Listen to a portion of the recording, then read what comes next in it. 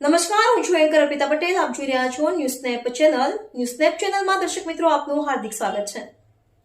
દરરોજ નવીન સમાચાર જોવા માટે સતત અમારી સાથે જોડાયેલા રહો. ધંધુકાના સૂર્યનગર સોસાયટીમાં 3 દિવસીય પારાયણનો ભક્તિમય સમાપન.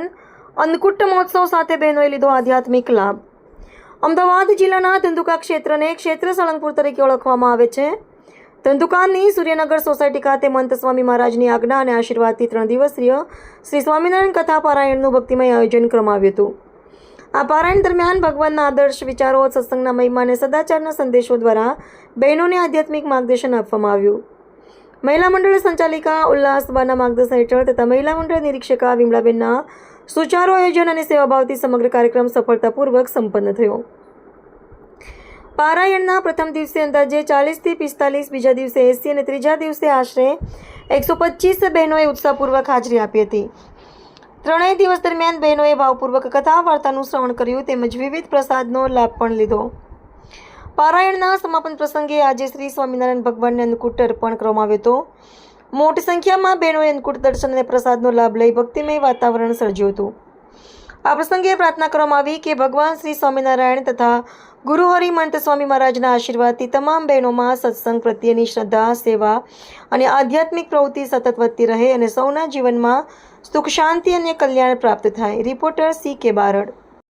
સ્વામિનારાયણ ભગવાનની જય, અક્ષર પુરુષોત્તમ મહારાજની જય, ગુણાતીતાનંદ સ્વામી મહારાજની જય, ભગતજી મહારાજની જય, શાસ્ત્રીજી મહારાજની જય, યોગીજી મહારાજની જય, પ્રમુખ સ્વામી મહારાજની જય, મહાન સ્વામી મહારાજની જય, સુરત અક્ષરધામ મહોત્સવની જય. સૌને જય સ્વામિનારાયણ. ધંધુકા ક્ષેત્ર સાળંગપુર કહેવાય અને ધંધુકામાં સૂર્યનગર સોસાયટીમાં 3 દિવસ પારણનું આયોજન. પારણ એટલે કે ભગવાનના સારા સારા વિચારો, સારા સારા સ્કૂલ, એના માટે મહંત સ્વામીની આજ્ઞાથી અને મહિલાઓ આદેશ અધ્ધરજી લે છે. અને મહિલા મંડળ સંચાલક અમારે ઉલ્લાસબા છે પરમાર અને નિરીક્ષક છે વિમળાબેન.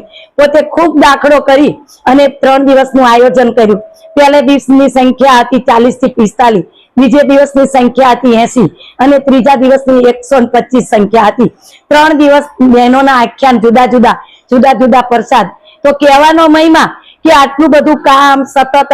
અને માં ભરવાડના બહેનો પણ કેવા સરસ, પોતાના 5 વાગે દૂધના દોવાના છતાં પોતે ભગવાનની કથા વાર્તા સાંભળવા માટે સતત પ્રવૃત્તિશીલ રહે છે. અને મહારાજ આવી બહેનોને પ્રવૃત્તિ અને બળ મળે એવી જ આજના દિવસે મહારાજ સ્વામીના ચરણમાં પ્રાર્થના.